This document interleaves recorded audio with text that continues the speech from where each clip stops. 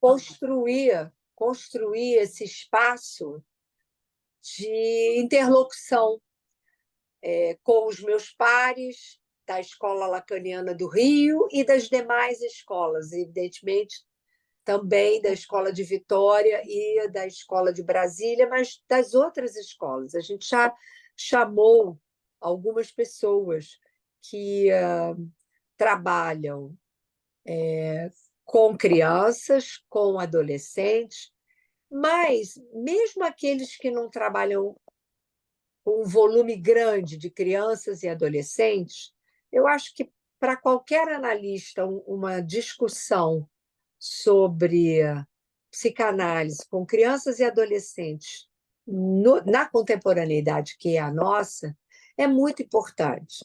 Porque, na verdade, não. Eu acho engraçado quando alguém me diz assim: eu só trabalho com adulto. É curioso, porque eu não reconheço a possibilidade da gente falar de uma maturidade absoluta e alcançada, nem mesmo com a análise terminada. Eu acho que.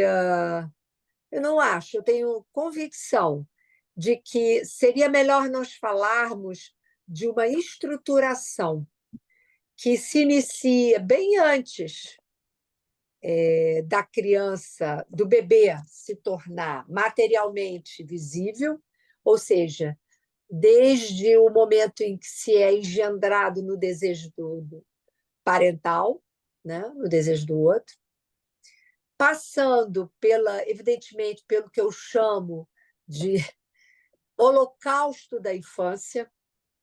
Eu já explico por que depois, se vocês quiserem saber por que eu chamo de holocausto da infância.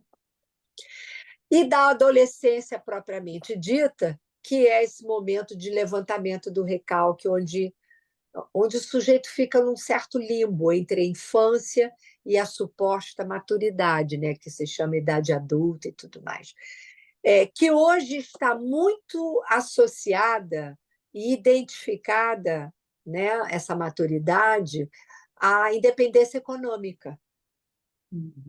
Né?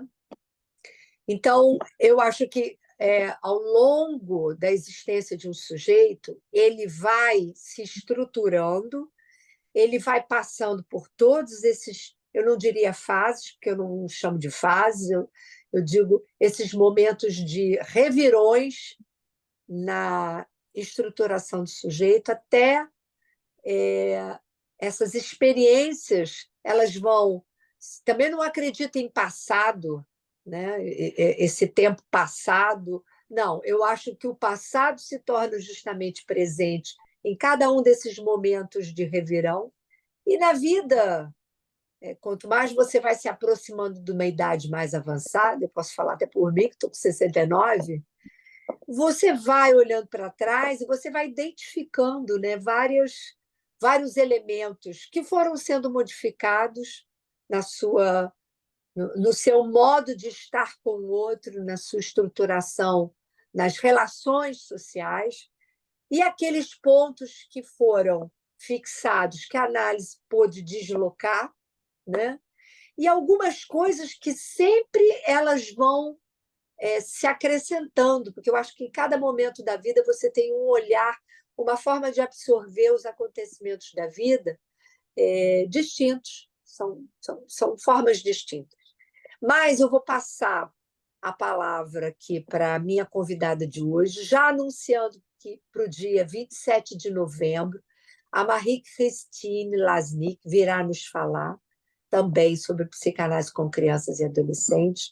São as duas últimas, eu não diria entrevistas, são as duas últimas conversas, né, ao pé dos ouvidos, que eu vou ter com colegas esse ano. E ano que vem nós vamos seguir nesse espaço de discussão. E, evidentemente, a Cláudia, podendo, a gente chama de novo para vir aqui falar sobre as outras coisas que eu falei que ela não vai poder falar hoje. Então, a palavra está com você, Cláudia. Obrigada por você ter aceito o convite. Enfim, Obrigada. Boa noite, gente. Obrigada, Tereza, você pelo convite, né? Esse tema, né? Ele é um tema muito caro para mim. Desde que comecei o meu percurso na psicanálise, a psicanálise com crianças e com adolescentes, sempre esteve presente, né? E não tem poucos anos isso, né?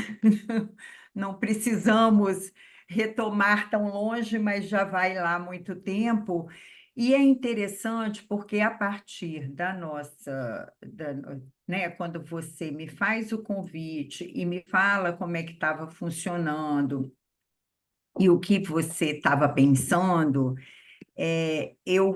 hoje eu fui fazer um roteirinho, né, para poder, de algumas questões para trazer aqui, que eu não sei nem para que eu faço, porque eu brinco que eu não obedeço nem a mim mesma, eu sou tão desobediente que eu não obedeço nem a mim mesma, depois eu me perco ali no roteiro, mas eu fiz um roteirinho e eu dei um título que eu achei que tem muito a ver com a sua fala, né? Porque eu coloquei os tempos da infância e da adolescência em nossos tempos, né? E eu acho que esse significante tempo, né, para além das fases do desenvolvimento ou qualquer outro nome que se possa dar a isso, esse significante tempo, ele é muito interessante porque ele traz essa noção, pelo menos para mim, de algo que não é ultrapassado, né? Assim, são tempos que continuam, de alguma forma, registrados ali no sujeito, né? Então, essa infância não acaba, essa adolescência, ela deixa suas marcas, e a vida adulta nunca é tão adulta, né? Como a frasezinha do Freud lá, que rola na internet, né? Que a gente está sempre lá nos restos da infância. Então, essa coisa dos tempos da infância e da adolescência, em nossos tempos, eu acho que é uma discussão muito importante da gente fazer, porque isso repercute na clínica, né? Evidentemente, que a clínica, né, assim, vai receber os efeitos, as mudanças e as características disso que está se passando nos nossos tempos, na nossa cultura, na nossa contemporaneidade, né? O Freud já trazia isso, inclusive, como uma recomendação de que o psicanalista precisava estar muito atento a isso, porque isso tinha, era isso que a gente recebia, né, nos nossos consultórios, e é isso que a gente recebe nas nossas clínicas. Então, o que que a gente tem recebido, principalmente a gente, né, eu começo a trabalhar com crianças, já tem mais de 30 anos, assim, ou beirando os 30 ali, nem sei, não sei muito a conta, mas assim, o que que foi se modificando, né, ao longo desse tempo, nisso que são as formas de apresentação dessas manifestações sintomáticas, né, que fazem com que as crianças cheguem aos nossos consultórios, né? Porque, na verdade, em termos de uma psicanálise, nada muda, né? No sentido de que existem algumas condições para que uma psicanálise ocorra. A gente só consegue pensar num trabalho psicanalítico com uma criança se você já pressupõe de cara ali um sujeito, se você foge da possibilidade de uma intervenção. Outro dia eu li alguma coisa que eu achei interessante, eu não me lembro onde, gente, mas que falava assim que muitas vezes no trabalho com crianças o analista fica se achando um especialista em suplências, né? Ele vai ficar ali fazendo um monte de suplência, e não é disso que se trata. Quer dizer, a condição para que a gente faça um trabalho psicanalítico com uma criança é dar ouvidos a isso que ela está trazendo como algo que é dissonante, que causa um estranhamento, que perturba a dinâmica familiar, que toca algum ponto no modo de funcionamento dela ali no mundo, na escola, na família, na vida, com os amigos. Mas se a gente faz com esses elementos aquilo que é o que é mais precioso na psicanálise, né? Que é justamente não se preocupar em fazer isso calar, mas poder escutar e trabalhar, intervir em cima disso que se apresenta ali como algo que está dando notícias desse tempo. Que, como é que a Tereza chama, Tereza? Eu gostei do Holocausto. Holocausto da infância. Depois eu quero saber. Eu vou explicar por que eu dou esse nome depois. Hum. Mas é um tempo, evidentemente, né, inicial, embora a gente saiba que muito antes do nascimento essa criança já existe, né? Mas assim é um tempo na estruturação que é inicial, aonde algumas condições precisam estar ali para que esse caminho possa se estabelecer. E quando a gente faz uma intervenção, a gente precisa levar isso em conta, né? Tem algo ali. Vocês estão me ouvindo? Então, Estamos. não apareceu aqui que a conexão estava ruim, por isso que eu fiz a pergunta, desculpa. É, até me perdi, mas enfim, a gente precisa tomar esse primeiro tempo como um tempo necessário, um tempo aonde, se a gente vai ver o que está se passando nos nossos tempos, anda até muito encurtado, né? Anda extirpado de elementos que são muito importantes, né? Eu acho que a gente vai poder ir trabalhando isso, mas é um tempo de constituição do sujeito onde a gente tem um sujeito ali. E isso é que marca toda a diferença, né? Senão a gente supõe uma intervenção pela via mais ortopédica, mais pedagógica, mais de uma adequação comportamental, mas um trabalho que, de fato, a gente possa chamar de psicanalítico com uma criança, pressupõe que a gente escute o que ela está trazendo por essa via, né? Inclusive as angústias, né? Assim, que muitas vezes a gente tem, inclusive,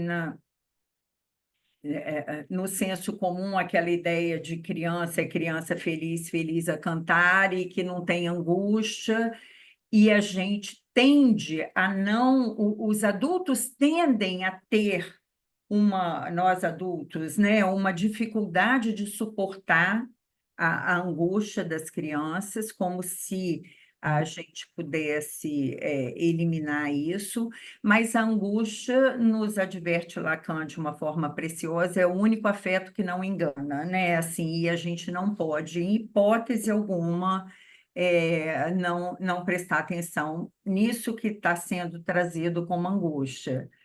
E na clínica, assim, do ponto de vista prático, é muito interessante, porque eu acho que isso tem a ver também com toda uma questão da comunicação, das informações, da internet. As crianças têm trazido, inclusive, essas falas, assim, né? Estou angustiado, estou entediado, estou inibido. Já tem muitos termos que há um tempo atrás a gente não escutava as crianças falarem, né?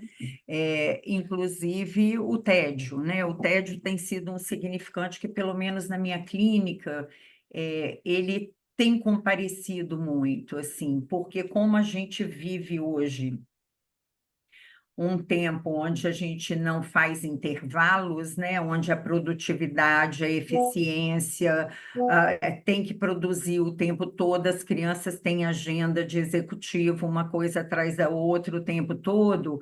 Quando eles têm um intervalo, que é uma coisa muito preciosa, né, para que possa construir algumas questões, algumas fantasias, que a criatividade possa comparecer. Esses intervalos são fundamentais, mas esses intervalos estão sendo tomados como sinônimo de tédio e precisam ser extirpados, né? Então, assim, não posso ficar entediado e tome mais alguma atividade, seja porque os pais consideram que é necessário, seja porque a própria criança começa a pedir, né?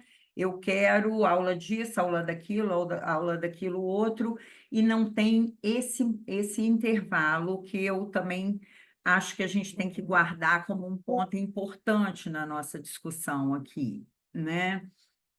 Agora, antes de pensar assim, nessa coisa do que tem se passado nesse tempo da infância, no nosso tempo, na nossa contemporaneidade, eu sempre gosto de lembrar uma coisa assim, que eu acho que para mim é importante, que isso que está se passando e que é fundamental, que a gente faça uma leitura disso e que a gente leve em conta, né, no nosso trabalho e que a gente faça uma leitura e fique atento, é, isso não pode nos lançar numa posição que eu nomeio de melancólica, assim, numa coisa de como se os tempos estivessem perdidos, antes é que era muito melhor, as crianças não se angustiavam tanto, lidavam bem com isso ou com aquilo. Não é isso, né? Assim, é evidente que angústias existiam desde sempre, dificuldades com as crianças, e eu estou me atendo às crianças, tá, Tereza? Porque se a gente for enveredar pelos dois caminhos, assim, eu acho que aí prolonga demais, mas a gente vai tocando nas questões que a adolescência traz, porque estão muito ligadas. Mas a gente não pode ficar nessa coisa meio saudosista, meio melancólica, né? Porque o que temos hoje é isso, inclusive nas nossas vidas de adulto, né? Assim, eu estava lendo recentemente uma pesquisa, e eu acho que nós, psicanalistas, às vezes temos algumas resistências, mas eu tenho me trabalhado para assim, não me recusar a escutar algumas coisas e a ler algumas coisas.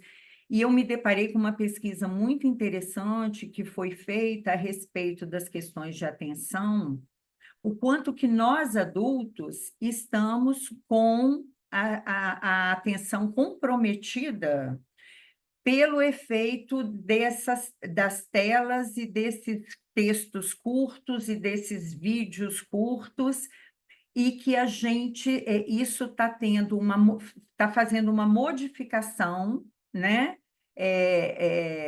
Que tem atingido a capacidade de atenção, não só das crianças, mas também dos adultos, né?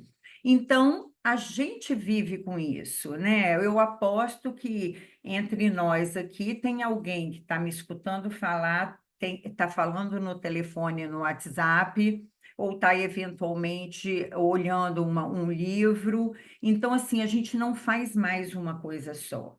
E isso não é sem consequências, sobretudo quando a gente supõe um sujeito num tempo onde os recursos que ele tem, inclusive de maturidade, fisiológicos, neurológicos, ainda estão num outro momento. Se a nós atinge dessa forma, imagina as crianças e os adolescentes. Então, isso está participando da nossa Constituição, e a gente tem que levar isso em conta sem ficar achando que perdemos o paraíso, né? porque senão a gente também não olha e não tenta elaborar saídas e ver o que a gente pode fazer. Sempre que eu vou falar assim a respeito de algum trabalho com criança, eu me lembro muito de uma conferência que o Freud tem, que é acho que é de 28 ou 32. Vou pegar para vocês. Conferência 34. Vou ler esse pedacinho para vocês, porque eu acho que a gente pode fazer um caminho em cima disso que o Freud traz a respeito do trabalho com criança, que é muito interessante. Olha só o que ele fala. Demonstrou-se que a criança é um objeto muito favorável para a terapia analítica, né? É muito comum a gente ouvir que o Freud não falava de psicanálise com crianças, né? Os êxitos são radicais e duradouros. Desde logo, é preciso modificar em grande medida a técnica de tratamento elaborada para adultos. Psicologicamente, a criança é um objeto diferente do adulto. Não possui, todavia, um super-eu, não tolera muitos métodos de associação livre, e a transferência desempenha um outro papel, posto que os progenitores estão presentes. Gente, estava tudo no Freud, olha lá.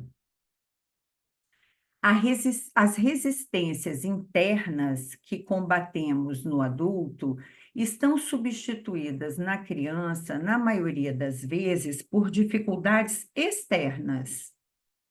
Quando os pais se erigem como portadores de resistência, a miúde, a meta da análise ou ela mesma corre perigo. E por isso pode ser necessário agregar à análise da criança algum influxo analítico sobre seus progenitores. Por outro lado, as inevitáveis divergências desse tipo de análise com relação a dos adultos se reduzem pela circunstância de que muitos de nossos pacientes têm conservado traços infantis de caráter, que o analista, adaptando-se aqui também seu objeto, não pode menos que servir-se junto a eles de certas técnicas da análise de crianças. Os tempos se misturando aí. De maneira espontânea. Aí ele fala uma coisa interessante, que talvez não vá ser objeto da nossa conversa aqui hoje, mas eu vou terminar o parágrafo, é a última frase. De maneira espontânea, tem acontecido que essa última análise com criança se converta no domínio de analistas mulheres, e, sem dúvida, continuará sendo. É a conferência 34 do Freud, tá? Então, eu acho esse parágrafo muito interessante, porque a gente retira daí todas as especificidades e as dificuldades, não sei se todas, mas muitas delas, e talvez as mais relevantes com relação ao atendimento das crianças, né? Enfim, e aí, o que eu pensei da gente? Você quer falar alguma coisa, Tereza? Você está sem som. Eu disse que eu estou esperando você terminar de falar. Aí Ah, eu vou trazer minhas contribuições. deixa eu falar. Eu tenho quanto tempo? Só para eu poder dar uma enxugada aqui. Vou deixar você falar o tempo que Não você. deixa, não, senão eu vou até amanhã, que eu sou doida. Eu começo a falar, não paro. Não, vou tentar. Eu acho que você pode falar mais uns 10 minutos, que tal? Tá ótimo. Então, assim, disso que o Freud traz, o que a gente pode pensar para a gente trazer para cá? Porque eu não quero falar muito, porque eu acho que a conversa depois é o que é melhor, né? Assim, as especificidades, né, de um trabalho com crianças, que dizem respeito a essa questão que o Porges ele tem uma maneira de falar disso que é interessante, que ele chama da transferência para os bastidores, né? Isso. não é Naquele isso? livro A Criança e o Psicanalista. Isso, ele chama de a transferência para os bastidores, porque não tem como se trabalhar com uma criança Isso, sem que se maneje essa questão transferencial com os pais, e isso. até porque, lembrando, eu acho que é onde isso fica muito claro, é na nota sobre a criança, que o Lacan fala, né, que ele escreve para Genie Aubry, o sintoma da criança, ele dá, sim, notícias desse tempo que a criança está ali fazendo nesse caminho da estruturação, mas ele diz respeito àquilo que há de problemático no casal familiar, né? No casal parental. Exatamente. É uma resposta. É uma É uma resposta. É uma resposta. resposta. Então, para que a gente possa escutar o sintoma da criança como metáfora, notícias e resposta a isso que está se passando ali naquela relação do casal parental, a gente precisa é, introduzir, como diz o Freud, algum influxo de escuta e de manejo com esses adultos que são os responsáveis por essa criança do ponto de vista ali da relação, né? Então, eu acho que esse é um ponto que é super importante, né? E isso se junta hoje, e aí eu vou trazer essas questões agora, Tereza, e depois o restante a gente vai trazendo na nossa conversa. Assim, o que que eu fiquei pensando? O que que dessas especificidades têm sido importantes da gente manejar hoje na clínica, né? Assim, em tempos em que, além das dificuldades em sustentar a possibilidade do tédio e dos intervalos, aonde a gente tem uma proliferação, né, de nomeações, de diagnósticos, aonde os discursos pedagógicos e médicos têm trazido uma consistência diagnóstica muito precisa, assim, muito importante, aonde as escolas fazem diagnóstico, né? E a criança, muitas vezes, ou o próprio adolescente, então, ele já chega assim, eu li no oráculo, no Google, né? Fui lá no oráculo, e eu acho que eu tenho. Esses dias, um aqui falou para mim assim: não, eu estou tendo alguns pensamentos, como é que ele usa um termo psiquiátrico? Pensamentos dissociativos, alguma coisa assim. Eu falei, eu não vou. Nunca ouvi falar disso. O que que é isso? Me explica que pensamento é esse, né? Assim, mas é um adolescente que quer reforçar a cena das dificuldades. Então, ele foi pesquisar quais os problemas que ele pode ter no Google, né? Na internet. Então, isso tem vindo para dentro da nossa clínica. E os diagnósticos, a proliferação dos diagnósticos, eu acho que é muito importante a gente fazer uma reflexão sobre isso, porque elas têm o efeito justamente oposto àquilo que é a proposta da psicanálise, né? Porque se a gente quer dar ouvidos ao que comparece, né, na sintomática Ouvidos e voz, né? e voz, Nós exatamente, damos ouvidos, mas damos voz. mas damos voz com a intenção de que a voz possa comparecer, Isso. o diagnóstico ele vem para calar, né?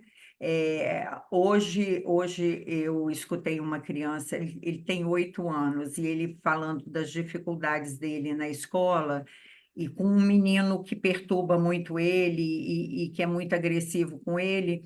E aí ele fala, aí eu falei assim, mas e a professora falou alguma coisa, que ele estava relatando uma cena lá? Aí ele, olha a fala dele, 8 anos. Cláudio, ele é laudado, né? E aí, quem é laudado na escola pode fazer qualquer coisa que ninguém faz nada. Laudado. Laudado, laudado, ele é laudado, né? Aí eu falei, mas o que que ele tem? Ah, ele tem um laudo. Mas laudo é o quê? A patologia dele é o laudo, né? O que que é o laudo? E eu achei muito interessante a forma como ele trouxe isso. Foi hoje de manhã isso, assim.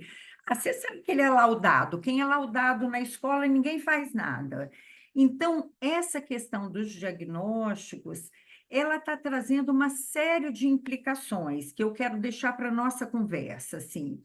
Alguns botando embaixo do braço, alguns se aproveitando disso, outros pegando carona, né? Esses dias eu estava vendo a questão de como é que a gente está podendo ler a questão do desamparo hoje, né? O desamparo parental tá pegando carona nos diagnósticos, porque aí o diagnóstico, de alguma forma, aplaca um pouco a culpa, né? Assim, Isso. e as coisas vão se estabelecendo de modo que as crianças nunca tiveram, nós nunca presenciamos tanta proliferação de teorias, de técnicas, de saberes, de produções científicas, De conhecimento. de conhecimento, mas também, e eu faço muito um trabalho com a área do direito de família, nunca presenciamos tanto abandono.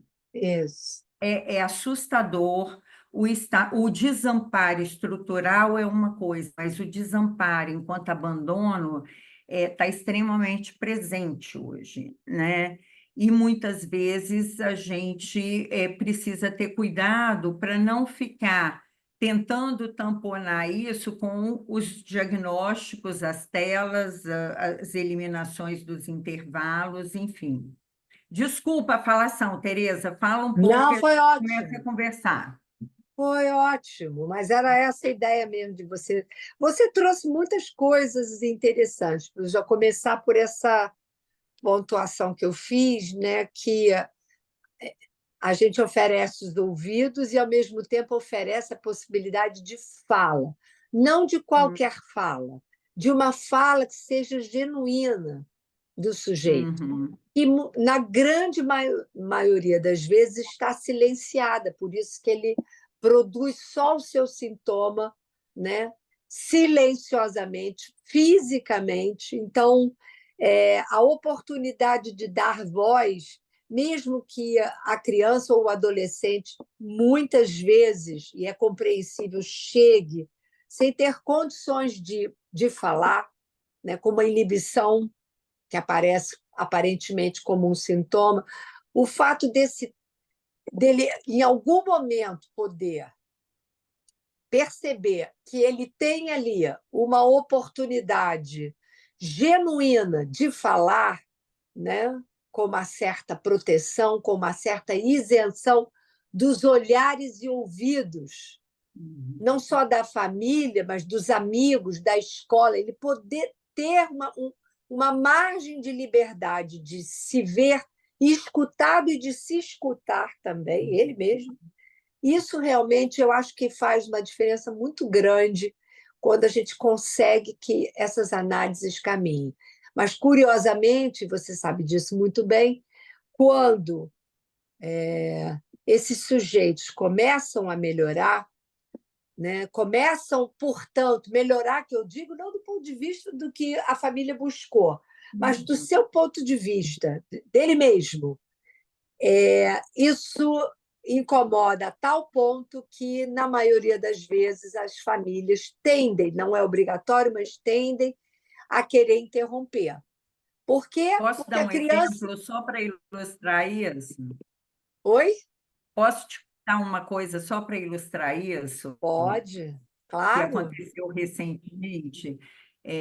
Uma criança passou pelo meu consultório, ficou aqui durante um tempo, e a escola estava insistindo muito numa questão diagnóstica. Essa criança estava passando por divórcio dos pais, e eu falei assim: isso não é TDAH, isso é um tempo que ela está passando, né? E tal.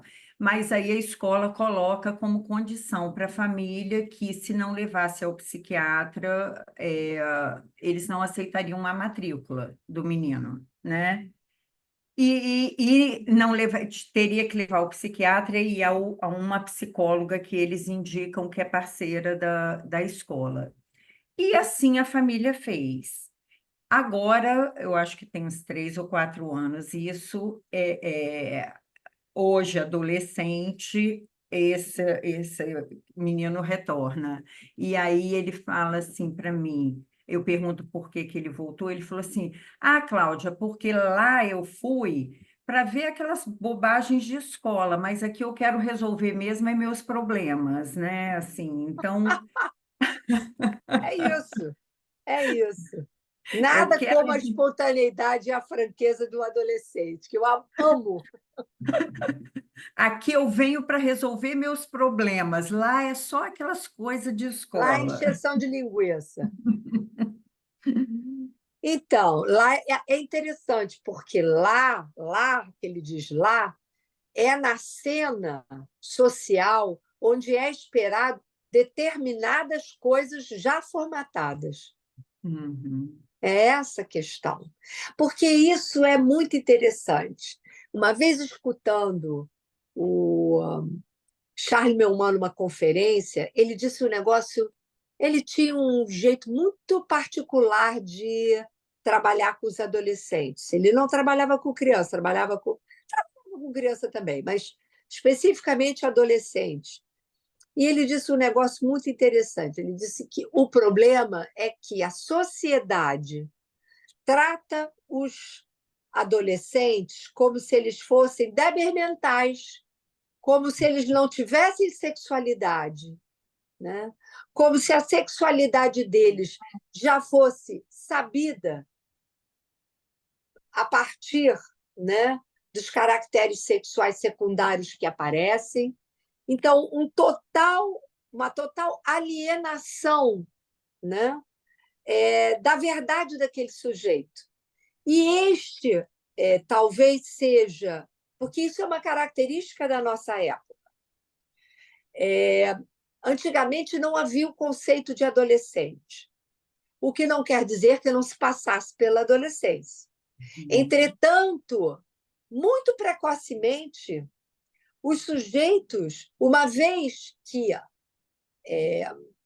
biologicamente falando, digamos assim, eles se vissem na condição da procriação, né? Com os caracteres sexuais, até no Shakespeare você lê isso. Aquele que já aparece com os sinais da maturidade, que é barba e bigode, né? Já em condições de encontrar a sua parceira, é o adolescente. Ele está falando do adolescente, sem dizer, porque esse conceito não existia. Mas ele vai falar, nós criamos, né, situações complexas para o adolescente do século XX, que era a ocasião que ele estava fazendo essa conferência, e no século XXI não é muito diferente, com um agravante que eu gostaria de colocar, que nós exigimos, é uma exigência social, de que o adolescente passe rapidamente pela adolescência e entre logo na idade adulta.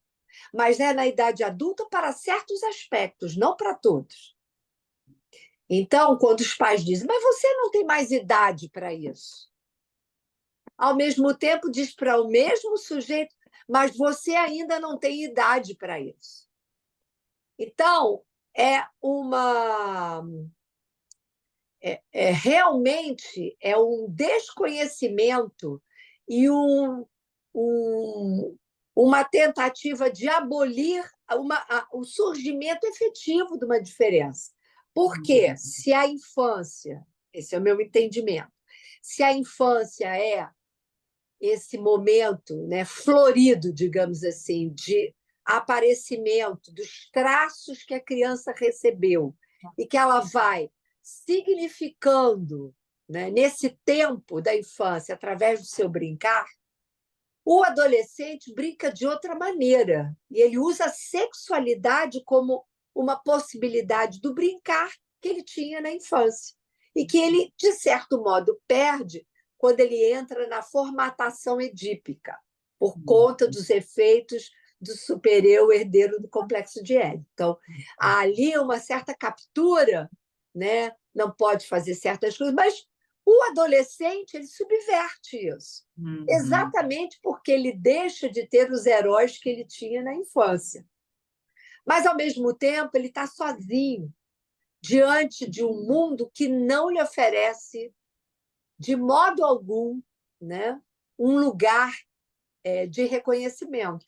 Justamente o que eu estava falando, eu acho que o Milman tinha inteira razão quando ele dizia que nós lidamos com os adolescentes da nossa época, né, como se eles fossem débeis mentais. Você diz para o mesmo sujeito: você não é mais criança para isso. E aí, numa outra situação, você, bom, mas você ainda não tem condições, você não é adulto para isso. Então, né? Bom, esse é o Da primeiro mesma aspecto. forma com a tela, né? Assim, você fica o dia inteiro nesse computador, mas melhor do que ficar na rua, né? Então fica no computador. Então, assim, é aquela coisa de é, pelo menos aqui está controlado, né? Então fica no computador. Vou trazer um exemplo um pouco distinto desse que você está dizendo, de uma mãe, a paciente que é adolescente. Uma mãe que hipererotiza a filha com as roupas, com o que ela oferece, né? Como ela acha que a menina, porque é uma menina bonita, como ela acha que ela deve se comportar. Então, ela a garota falou isso, muito precocemente, a mãe a vestia com roupas que não eram roupas de criancinha, que eram roupas, talvez, como ela mesma diz, talvez para além da idade que ela tinha. Ela, ao mesmo tempo, ela não podia escolher o que ela queria vestir, filha única. E aos 15 anos, quando a garota vai transar, né, pela primeira vez, a mãe fica furiosa, não porque ela transou, mas porque ela não conversou antes com a mãe. Ou seja, a única coisa que a garota consegue escapar do controle dessa mãe, que foi transando, sem a mãe saber, quando ela foi fazer os 15 anos, ela foi transar com o primeiro namorado dela, que também foi a primeira vez dele. A mãe fica furiosa. Por quê? Porque ela escapou do controle. Então, eu diria que Uhum. hoje, né, há uma fiscalização exagerada, né, do adolescente que arranca dele a possibilidade das experimentações. Então, as experimentações elas ficam restritas a um campo, né, que é esse do quarto depois da meia-noite, quando eles estão ali, os pais foram dormir, mandam dormir, e é assim que os pais dormem, eles ligam o computador, vão para o celular, enfim. Isso é assim, eu não vou me estender muito sobre isso, porque tem outros pontos do que você falou que eu acho que é importante a gente colocar aqui. Você trouxe no tempo da infância, você trouxe uma expressão que eu achei bem interessante. Você falou que eles são extirpados de algumas coisas, só que você não esclareceu muito ao que você está se referindo, né? E eu imediatamente, quando você trouxe esse significante extirpados, eu pensei assim, eles estão extirpados, sobretudo, da capacidade de brincar, Mas brincar na antes, utilização da fantasia. Por quê? A televisão, o YouTube, ele vai sob a ideia, né, de que vai ser educativo, tudo é já preta-porter, né? Então, a capacidade inventiva, que eles não possam brincar, não é que não se possa inventar, mas é tudo muito dirigido. Eu acho que isso tem consequências na posteridade, inclusive na adolescência. Uma certa dificuldade de usar o corpo, de ter essa mobilidade, porque o erotismo ele começa nessa liberdade de usar o corpo, pular, brincar. Quando as atividades são muito coordenadas e dirigidas e muito supervisionadas, fica muito difícil para a criança. Então, eu queria que você falasse um pouco sobre isso, né? E aí você fala outra coisa que eu acho bem importante, que é sobre o tédio. E eu entendo, é curioso, porque o que as crianças trazem com esse significante, inclusive, do tédio, eu entendo que é aquilo que você, por exemplo, vai encontrar. Eu gosto muito de ler as meditações do Marco Aurélio, que foi um imperador, um grande guerreiro e imperador. E ele fala desses momentos do entre-guerras, que era um momento de recolhimento, que ele ficava nas colinas, vendo lá os acampamentos do inimigo e o próprio acampamento, ele se distanciava e ele ia para as suas meditações, né? Ou seja, era um tempo de elaboração onde ele escrevia as suas meditações. É, portanto, um tempo extremamente criativo, esse tempo dito do tédio. Só que as nossas crianças estão, e os adolescentes também, estão sempre tão cheios de atividades que esse tempo do vazio, que poderia ser produtivo, eles não sabem como lidar com isso. E é profundamente angustiante, não porque eles não têm nada para fazer, mas porque eles têm dificuldade de usar, me parece, esse tempo de forma inventiva. Eu vou ficar Perfeito. por aqui, porque tem mais outros pontos, mas eu também quero dar espaço aqui para os colegas falarem. Helena levantou a mãozinha ali. Quer falar, Helena, antes de eu falar? Acho que ela deu uma saída. Não, Não, ela está aqui. não Ela está saiu, aqui. não. Dificuldade para abrir aqui. É porque quando eu estou no celular é muito ruim manejar isso aqui. Bom, primeiramente, essa questão, né, dos laudados, né? Parece que essas questões cada dia pioram mais.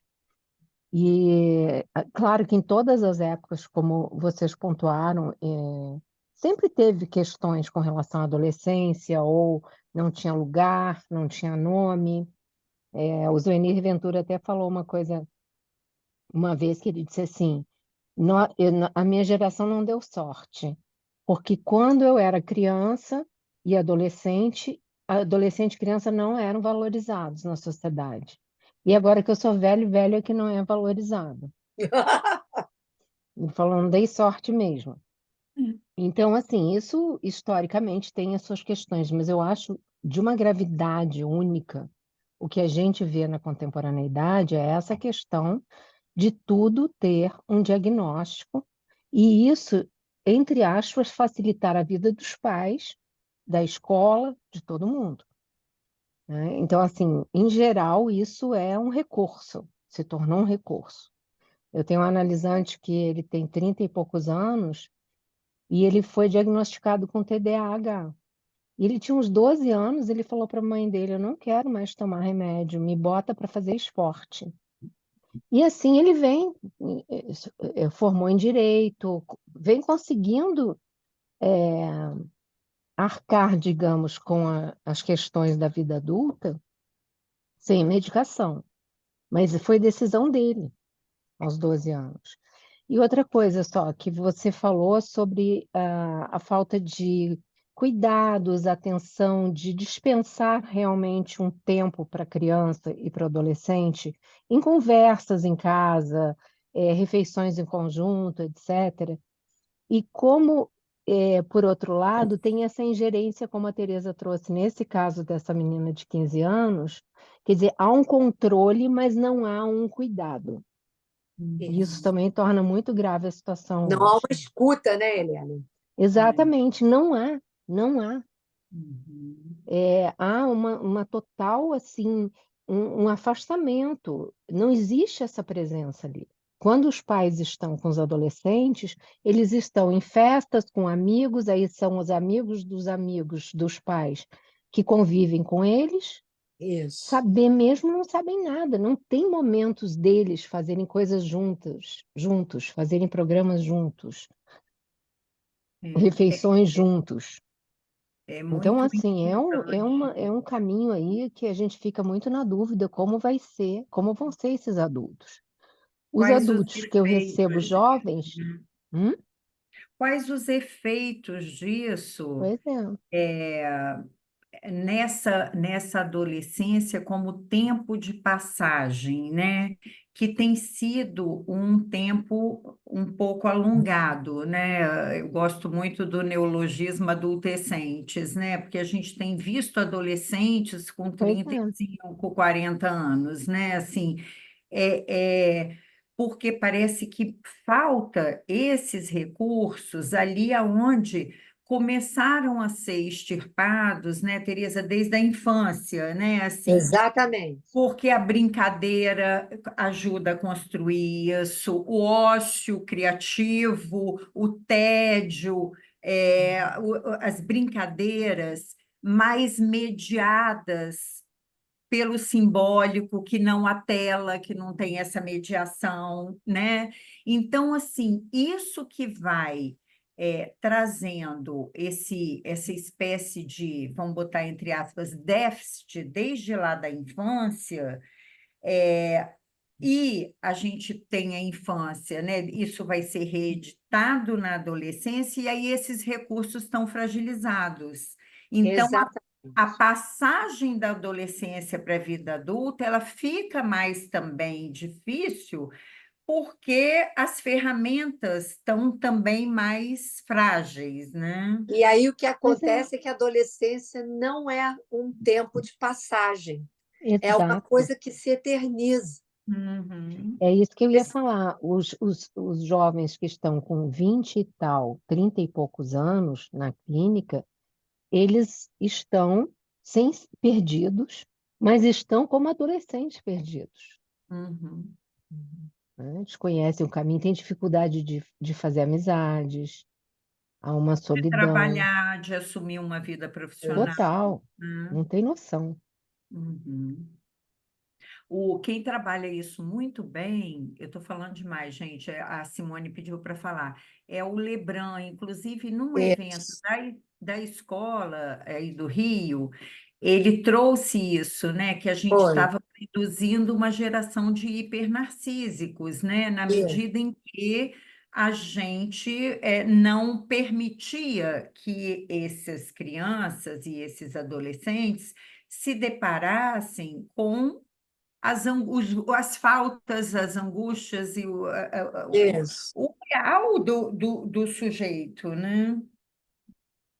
É porque se você não aceita, né, não consegue transmitir o valor da falta, o que acontece é que o sujeito não vai parar de produzir falta, ele faltando.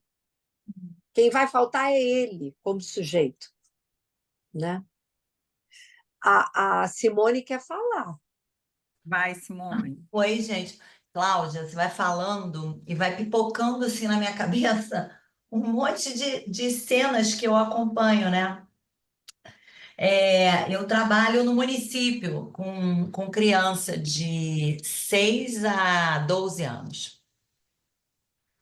E hoje eu contei, que é Halloween, véspera de Halloween, eu contei, fiz uma aula de conto de terror. Peguei um conto do Gato Preto, do Poe, né, do Edgar Allan Poe, e fiz uma encenação com eles. E quando eu falo de assassinar a mulher ou tirar o olho do gato, eles ficam, mas, professor, isso não é terror.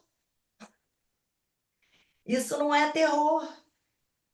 Isso aí não é. Que o cara era bêbado, chegava em casa, fazendo briga, querendo arrumar confusão. Não, mas isso não é. Ah, isso não é terror, isso é terror. Então, assim, tem essa coisa Banalização. da banalização, da perspectiva, né? Que essas crianças, desse recorte, né?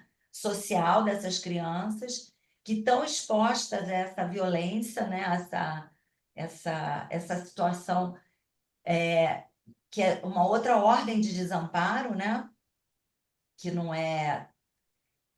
E elas vivem também, ao mesmo tempo, essa questão do quarto da menor, porque são crianças, muitas vezes, que não podem sair de casa no período que não estão na escola, não pode, porque tem medo de tiroteio, tem medo, então tem que ficar trancada em casa. O único contato de brincadeira é o celular. Hoje, quando eu estava numa outra turma que eu estava contando um conto, um de 7 anos, na hora que eu falei assim, ele casou com uma moça. Aí ele virou e falou assim, meteu a piroca nela. Olha, aí eu peguei ele, levei pra sala, saio com ele da sala, eu falei assim, que isso? Aí ele, eu não falei, eu falei, eu ouvi o que você falou, você vai repetir para mim o que você falou. Ficamos naquela debate, até que ele falou, estou no YouTube. Eu falei, sim, que hora você vê o YouTube? Ele falou, quando eu chego em casa. Então ele vê o YouTube livre, né? E não sabe nem o que está falando, está vendo coisas, né? Porque se ele ouviu isso no YouTube, é porque ele está vendo, né, alguma coisa que condiz com a fala. Olha o abandono, né? Olha o abandono. Então, assim, tem essa questão da classe, né? Mas não tem. É tão, né? Só que, assim, logicamente, com agravantes, né? Que são esses agravantes da precariedade, da vulnerabilidade social deles. Mas, assim, é a mesma coisa, sabe? É a mesma. E é muito interessante, Simone, com isso que você está falando, eu fiquei, porque você falou do YouTube sem supervisão como abandono, né? A Tereza pontuou. E aí, ao mesmo tempo, isso que a gente está deixando faltar, no sentido desse olhar, desse acompanhamento, desse cuidado, é, isso vai sendo, vai trazendo uma proliferação de leis, né? Assim, então é a lei da palmada, porque não pode bater na criança. Agora, o campo do direito já prevê o Instituto do Abandono Digital, que é justamente você não supervisionar os filhos no uso da internet. Então, vai se produzindo leis para tentar ver se introduz algo nisso que está É, esgotado, né? na verdade, o Estado vai se apropriando, né, Da de um vida privada. território que É, era da família, onde isso. havia a singularidade de transmissão de significantes específicos daquela ordem familiar. Então, ele vai, na verdade, tornando impessoal, né, a impossibilidade do educar, porque eu não ia dizer a possibilidade do educar, a Uhum. impossibilidade do educar, né, vai se tornando um assunto do Estado. O Estado. Então, a família vai sendo sistematicamente desautorizada da lei que deveria estar ali circunscrita. Então, é uma lei totalmente impessoal que vai introduzindo normas de funcionamento.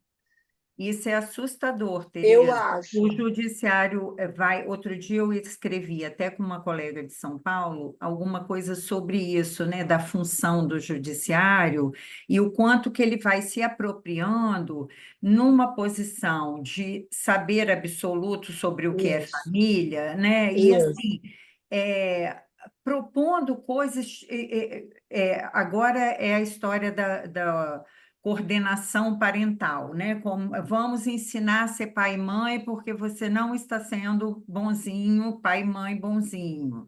Então, assim, muitas práticas pedagógicas que retiram a marca indelével do humano, que é justa essa particularidade, né? Cada um é pai e mãe Isso, do seu isso. jeito, E né? mais uma coisa importante: de novo o abandono da criança. Porque uma criança que está exposta a sofrer algum tipo de abuso, seja sexual, verbal, ela só pode, quando os pais se separam, ela só será ouvida pelo juiz aos 12 anos. O pai ou a mãe que acusar o outro tem que ter provas claras de que a criança está sendo abusada, está sendo oprimida, porque senão é ela que vai perder a guarda. E eu Então, diria, isso é um absurdo, porque aos 12 anos a infância já foi, está na adolescência já.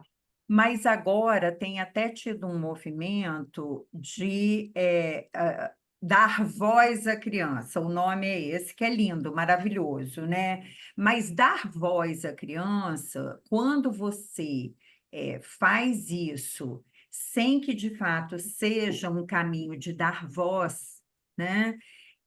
Você objetifica. Então, as crianças estão sendo colocadas para produzir provas contra os pais. Isso. E aí é de um adoecimento absurdo, porque coloca a criança numa posição de escolha e de produção de Isso. provas contra os pais. É um negócio assim que a gente fica meio Perverso, doido. um negócio perverso. É muito complexo. E você fala, esse negócio do diagnóstico também é outra coisa, porque na escola pública, a criança laudada, que é assim mesmo que fala, e isso é a linguagem, inclusive, dos Nunca professores tinha e ouvido. tal, né, da direção, a criança que tem o laudo, ela recebe ajuda de custo. Então, tem mais essa componente aí que é complicada, né? Então, a criança, ela recebe um laudo, dependendo. Eu não sei se para todo laudo, tá? Mas eu sei que dependendo do laudo, a criança recebe uma ajuda financeira. Ô, Simone, mas Fora o isso Bolsa não é Família. privilégio desse público com o qual você está dizendo que você trabalha, porque o uso dos privilégios, que é tomado como privilégio, né, das crianças laudadas, tem sido visto em todos os segmentos. Assim, a minha médica falou que eu posso ter desconto para comprar carro. Nossa, agora eu só vi. Outro dia eu escutei esse absurdo de uma pessoa que eu conheço, não foi nem na clínica. Agora eu só viajo com fulaninho, porque eu tenho 50% de desconto na passagem, porque ele teve diagnóstico de autismo. Então, assim, é uma falta de lugar que vai se presentificando, que eu acho que é isso que a gente começou, eu pelo menos tentei começar a falar, que é uma coisa que a gente vem presenciando, né? Na Isso. suposição de que a gente está dando lugar demais, né? Disciplina positiva, 1000 conversas, 1000 técnicas, lei da palmada, parece que está se dando muito lugar, mas é um lugar de uma objetificação maciça. E E isso nós é muito vivemos, danoso, e né? nós vivemos numa sociedade, né, onde o capital é o que organiza tudo. Então, tudo gira de forma bem perversa em torno do lucro. O que eu vou lucrar com isso, com este diagnóstico? E eu Que eu acompanhei uma. vejo e escuto de É. gente marmanja. Nunca passou pela cabeça que essa pessoa pudesse ser autista? Todo mundo agora tem algum. Ah, eu tenho um grau de autismo. É muito Porque curioso isso. isso aí antigamente ficava restrito a fazer uma prova separada, mas o negócio foi tomando uma proporção. Eu tenho na Tem um família lucro. Tem uma lucro. criança que eu Precisa ter lucro. acompanhei. Eu tenho uma criança que eu acompanhei e eu percebia nitidamente que aquilo ia dar ruim, porque o pai tinha um discurso, a mãe outro, aquele conflito, um queria botar lei, o outro não deixava a lei, e a criança foi indo, indo, indo, indo, indo. Chegou na adolescência, a coisa, ele não queria estudar e tal, e o pai se aborrecendo, tendo crise de ansiedade, o pai, não sei o quê, não, não, não, não, não. Ele fez 18 anos, resolveram levar num especialista. Laudou o garoto, com 18 anos, TDAH. Só que eu vinha falando com ele, tem o limite, tem isso, tira o videogame, não tira. E nada era feito, nada era muita discussão, mas nada era feito. Agora ele tem o diagnóstico, TDAH. Ah, mas agora eu não me preocupo mais, porque agora ele tem, a gente Está sabe, explicado. ele sabe porque a gente sabe. Eu falei, mas você vai deixar ele se escorar porque Então, assim, ele não tinha empatia, ele não tem empatia, ele não ajuda nas tarefas da casa, e aí ele vai se escorar nesse diagnóstico para simplesmente não fazer nenhuma mudança de posição. Fica no lugar de exceção, né? Eu sempre Exatamente. brinquei muito que eu falava muito isso quando surgiu a famosa Ritalina. Eu falava assim, gente, que eu tenho déficit de atenção, não tenho dúvida nenhuma. Eu só escapei da Ritalina porque não tinha Ritalina. Então, o que que eu fiz? E eu sempre fui excelente aluna, mas o que que eu fazia? Eu estudava escrevendo, eu desenvolvi um recurso para que a minha dificuldade de concentração, de atenção, de ter aqui os dedinhos tudo torto de tanto escrever, né?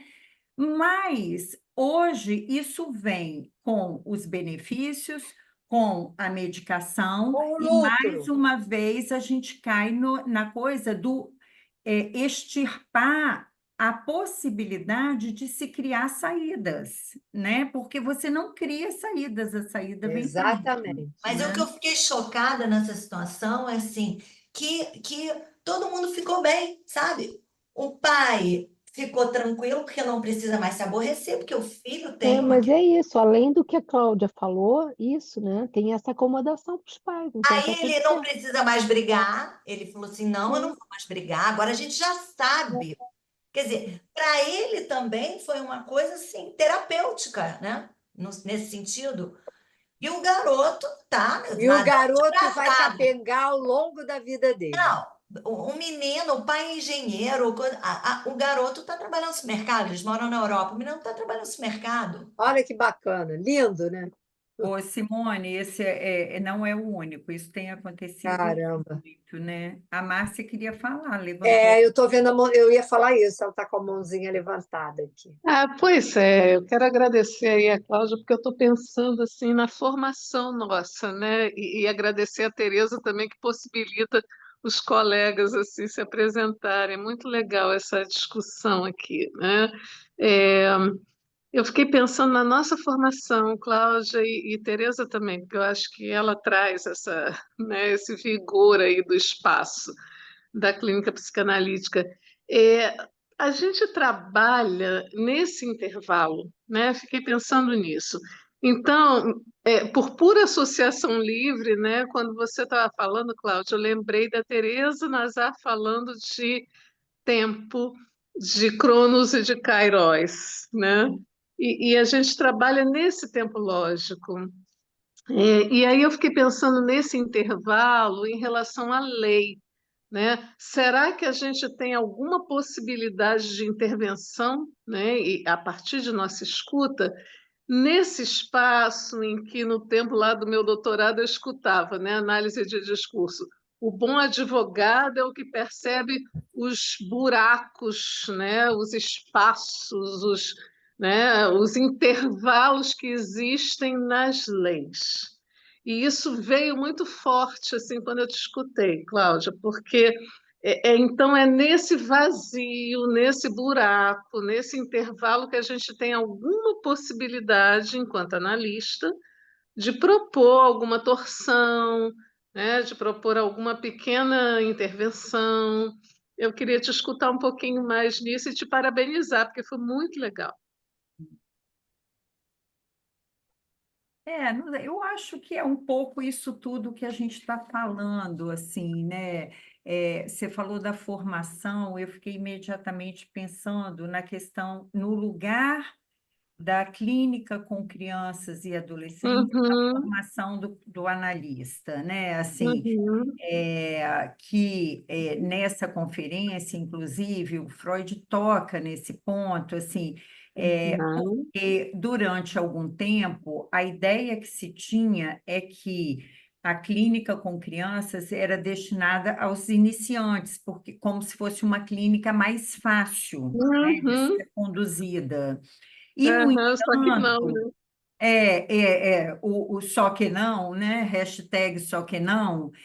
No entanto, ela traz, do ponto de vista do lugar do analista, ela requer ela traz muito mais dificuldades, na verdade, né? Assim, Uhum. porque ela te retira justamente, né? Assim, outro dia eu participei de um podcast, era uma coisa muito prática, assim, ela queria muitos exemplos, e era sobre atendimento de criança. Eu falei assim, até golpe de judô eu levo aqui de vez em quando, né? Outro dia.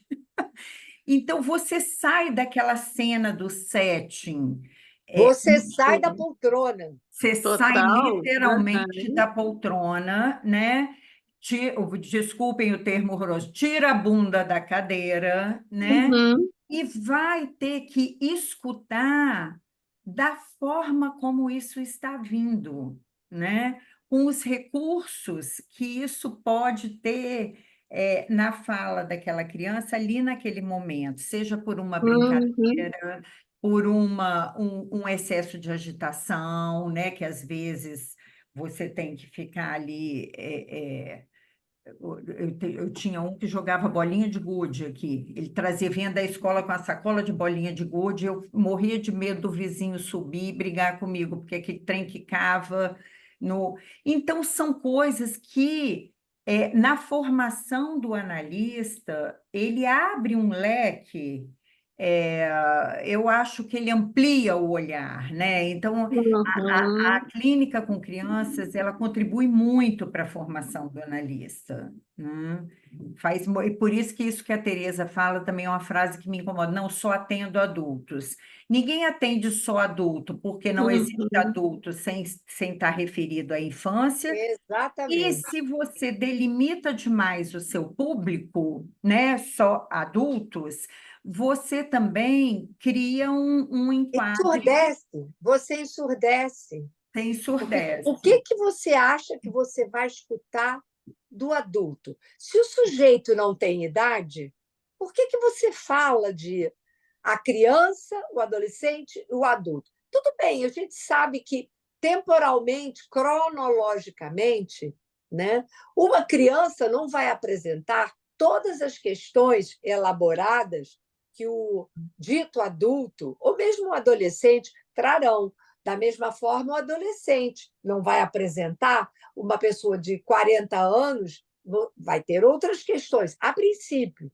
Entretanto, há alguma coisa que percorre todo esse caminho do sujeito.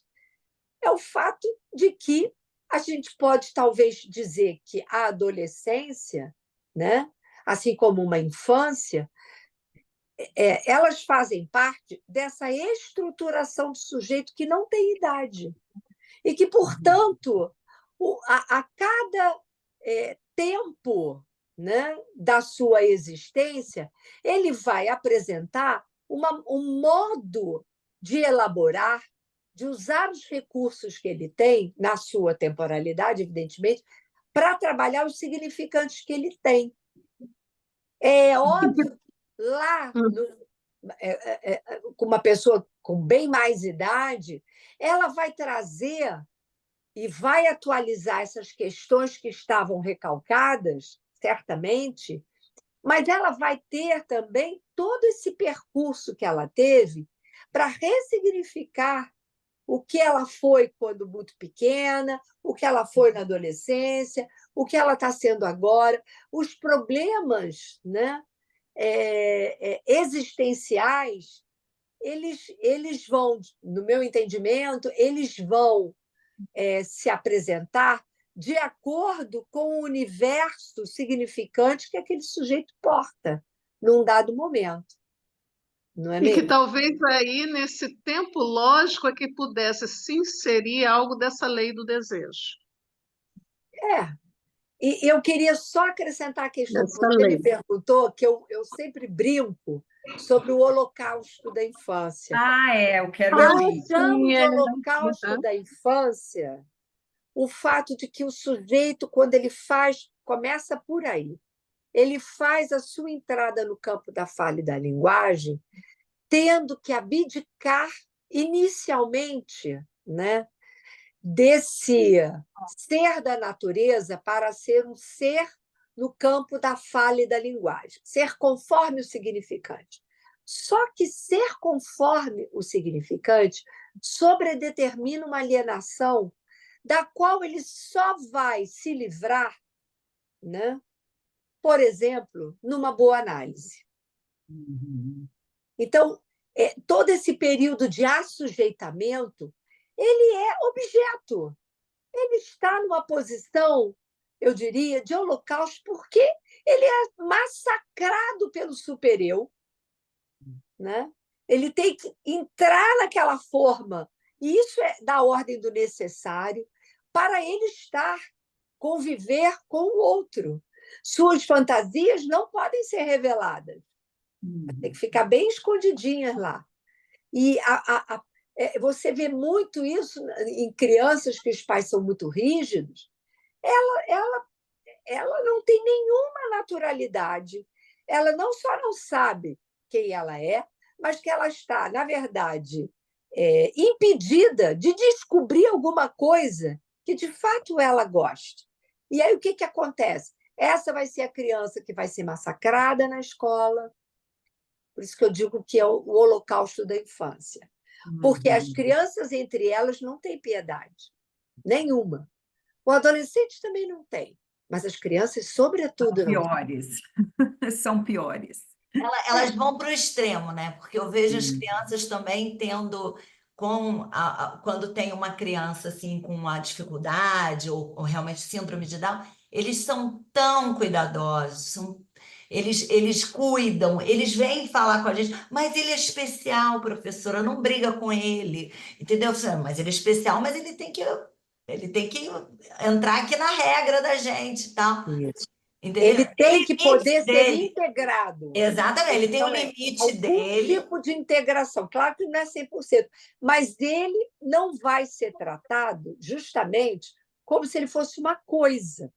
Exatamente. Isso é a lei. Agora, você também falou, Cláudia, É. uma coisa que eu me lembrei da minha filha, que ela em 2020, ela me pediu falou que queria, ela já tinha feito terapia e pediu para voltar para terapia. Disse, mãe, mas agora eu quero fazer psicanálise. Aí eu estranho, eu falei, quer fazer psicanálise? E ela tinha feito TCC porque era lá atleta e tinha questão da ansiedade das provas. E o próprio Flamengo indicou uma psicóloga do TCC, especialista em esporte. Aí ela falou, mas eu quero fazer psicanálise. Eu falei, por quê? Ela falou, ai, mãe, para cagar regra para mim já basta você. Eu quero alguém que me escute. Como diz esse que falou para mim, quero resolver meus problemas, né? Eu não quero ir lá aprender nada, né? Exatamente. Não Quero quer aprender, resolver quer apreender. Isso, né? Eu lembrei da frase do Lacan, né? Que o sujeito é feito para aprender algo para que o nó se faça bem, né? Assim, o Exatamente. aprender de que se trata na análise Isso. não é esse aprendizado pela via da psicologia e da pedagogia, né? Assim, é esse aprender para que algo da ordem da nodulação possa se produzir ali, né? Isso. A Úrsula botou no chat que ela sugere a peça do Pedro Cardoso. Como é que é o nome? Você botou aí, O Úrsula. recém-nascido. O recém-nascido. É muito interessante e aborda bastante, né? Essa experiência das crianças com outras crianças, né? O olhar delas para os adultos, né? E de uma forma de um adulto falando como se fosse uma criança. Então é muito interessante. Está no Teatro Bacana. das Artes, no Shopping da Gávea. Para quem for do Rio de Janeiro, né, gente? Pena que eu não estou no Rio. Mas indo nas indicações, Úrsula, eu assisti um filme esse final de semana, o quanto que agora disso que a gente está falando, do quanto que o infantil comparece no tempo da vida adulta, que é aquele As Três Filhas. Vocês assistiram esse filme? Não. Não. Mas Não. já ouvi, tá todo mundo falando desse filme. Gente, é muito interessante, não deixem de assistir, porque são três irmãs que se reúnem na casa do pai porque ele está em cuidados paliativos, está ali esperando morrer, né? Então, é uma coisa muito intensa, em poucos dias, mas elas revivem as narrativas familiares, inclusive infantis, nesses dias ali que elas tiveram que ficar juntas, assistindo a morte do pai. É muito bacana, é muito bonito. Porque eu me lembrei desse filme agora, e a partir de uma coisa que você estava falando, Tereza, algo que também está sendo muito extirpado, vamos pegar o significante, são as narrativas familiares, né? Isso, Não se isso, conhece as histórias das famílias, isso, tem Isso. esse momento de contar a história, porque meu isso. pai era assim, porque eu tinha um tio assado, lá na Guerra de 14 aconteceu isso Olha na minha só, família, né? é bacana isso, porque a minha neta, Alice, que tá fazendo agora em dezembro 7 anos, desde Uhum. garota, e o Felipe também, que vai fazer 5 também agora no final do ano, de vez em quando, quando ele chega de Portugal e vem para cá, e ele dorme aqui, e a Alice também, eles pedem para a gente contar, e sobretudo eu contar, a história da vida real, vovó. Isso é maravilhoso. História da vida real, Eles É pedem quando eles eles sabem que pedem a há a história da possibilidade. vovó, a história do papai, como é que era o Uhum. papai quando era pequeno, aí eu mostro as fotos, mostro tudo e conto as histórias. A história, no outro dia a Alice falou assim, como é que é a história da sua mãe? A sua mãe, quem é a sua mãe? A minha avó é você. E a sua mãe é o quê, minha? Eu falei, é sua bisavó. Aí ela pede para contar a história da bisavó. E antes da sua mãe, quem era? Aí é a coisa geracional, é tão bonito Até isso. isso, a árvore genealógica, quem é Tem que ter quem, alguém que né? conte, né, Tereza? Isso é Pois é, super e eu importante, adoro né? contar. Não só eu Também. conto, como eu mostro as, as fotos. Essa é Aí uma ela fala assim, transmissão, né? Que não É. pois tem é, e é mais. bonitinho, porque ela fala assim, quer dizer que a sua mãe morreu velhinha? Eu falei, não, minha mãe morreu bem mais nova do que eu sou. Ela falou, então, eu falei, não, Alice, eu sou velha. Não, vovó, você não é velha. Ela é muito bonitinha. Eu falei, você é um amor. Isso é muito importante, porque na clínica a gente presencia isso demais, assim, não só nas crianças, mas nos adolescentes e também nos jovens, né? Assim, Isso, o desconhecimento da própria história, né? Não Uhum. tem essas narrativas familiares, não tem, desconhecem completamente essas questões. E isso faz parte desse sujeito também. Então, quando ele não está inserido aí, fica um vazio, né? Fica alguma exato. coisa aí que uma Ele está lacuna. boiando ali, né? É.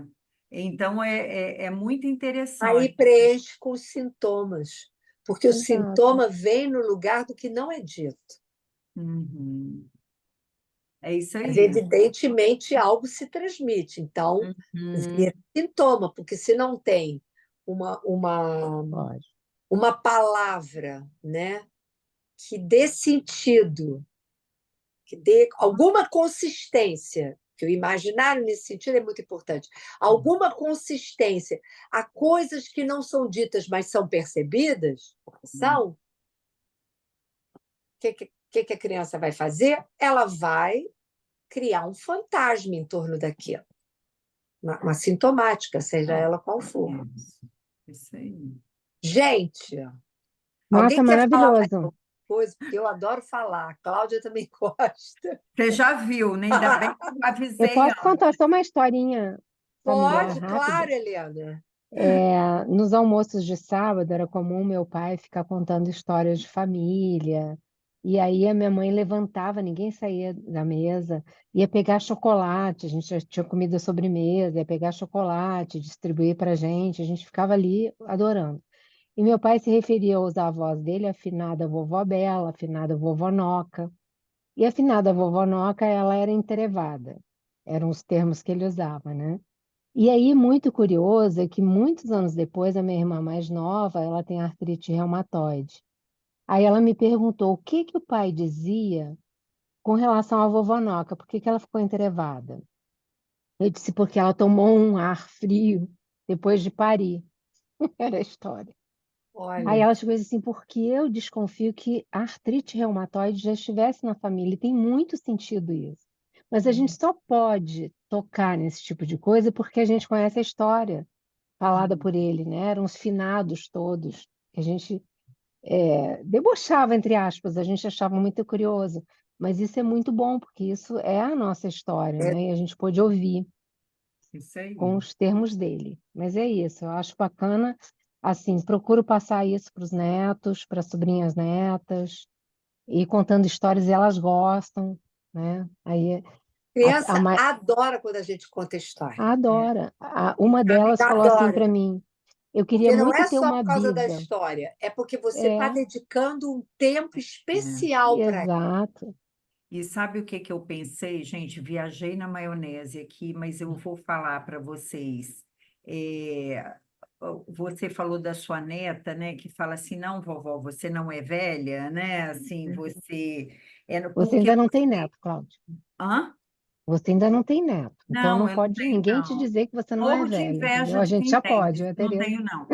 É, mas é que ela traz isso, né, de que você não é velha e você tem essa coisa da conversa e das histórias e brincadeiras com ela. Uma vez eu escutei de uma criança aqui no consultório, ela estava brigando na sala de espera com a mãe. Aí ela entra, eu falei assim, gente, o que que aconteceu? Por que que você está tão brava com ela? Ai, Cláudia, ela é muito chata. Era uma criança muito pequena, eu acho que ela não tinha mais de 5 anos. Ela é muito chata, muito enjoada, aí ela faz isso, aí falou. Ela não falou assim, olha, sabe por quê? É porque ela é velha. Sabe por quê? Aí ela virou para mim assim, minha mãe é tão velha, Cláudia, mas ela é tão velha que ela é mais velha que você. A mãe tinha 29 anos, tá? Eu já tinha mais de 50, mas tudo bem, ok, a mãe era tão velha. Então, mas eu acho que, lógico, tem a questão da maturidade, da possibilidade de perceber a idade, mas tem algo do lúdico que se instala na relação e Aham, não sim. permite perceber a velhice, né? Eu acho Isso. que isso é Exato. interessante também, né? Minha Exatamente. mãe, eu com 57, minha mãe é tão velha que é mais velha que você.